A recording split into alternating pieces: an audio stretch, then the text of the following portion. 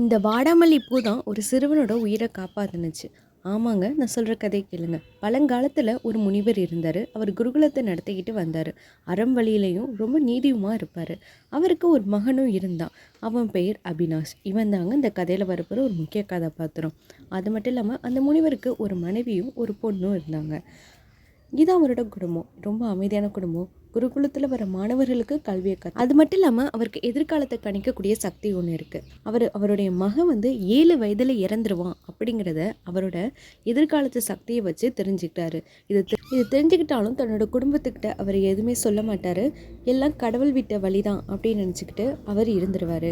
இவனுடைய மகன் தினமும் தோட்டத்துக்கு போய் பூக்களை பறிச்சுட்டு வந்து சாமிக்கு பூஜை பண்ணுவான். அப்படி இவன் தினமும் போவான். அப்படி ஒரு பூ அவனை ரொம்ப பிடிச்சி போச்சு. அதாங்க அந்த வாடாமல்லி பூ. அந்த பூவை பார்த்த உடனே கோத்து தனக்கு மாலையாக போட்டுக்குவான். எல்லாமே இந்த முனிவர் கவனிச்சுக்கிட்டு தான் இருப்பார். காலங்களும் ஓட ஆரம்பிச்சிச்சு. இவன் அது மாதிரி ஒரு நாள் அந்த தோட்டத்துக்கு போவான். அங்கே பார்த்தா மலர்கள் இருக்காது. அதுக்கு பதிலாக அதுக்கு பக்கத்தில் அந்த யமதர்மர் நிற்பார். அந்த வாடாமல்லி பூ இருக்கிற வரைக்கும் என்னால் உன்னை நெருங்க முடியல, நீ பூமியில் வாழ்ந்த காலம் முடிஞ்சிருச்சு அப்படின்னு சொல்வார். இதை கேட்ட அந்த முனிவர், யார் சொன்னா?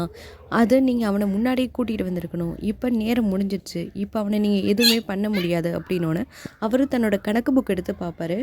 ஆமாம், இவர் பார்த்தோம்னா 7 வயசில் அவர் மரணத்தை பிடிச்சிருக்கணும். ஆனால் இப்போ அவனுக்கு 8 வயசாயிடுச்சு. அதனால் அந்த பையனை எதுவுமே பண்ண முடியாமல் விட்டுட்டு போயிடுவார்.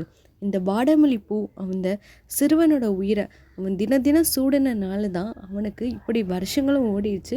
யம தர்மனால எதுவும் பண்ண முடியாமல் அந்த சிறுவனை அந்த முனிவர்கிட்டே விட்டுட்டும் போயிடுவார். இது மாதிரி இன்னும் நிறைய பூக்களோட ரகசியம் தெரிஞ்சுக்கணும்னா மறக்காமல் லைக் அண்ட் சப்ஸ்கிரைப் பண்ணுங்கள். ஏன்னா நீங்கள் சப்ஸ்கிரைப் பண்ணால் தான் எனக்கு மோட்டிவேஷனாக இருக்கும். ப்ளீஸ் அண்ட் இந்த மாதிரி கதைகள் வேணுங்கிறது கமெண்ட்டும் பண்ணுங்கள்.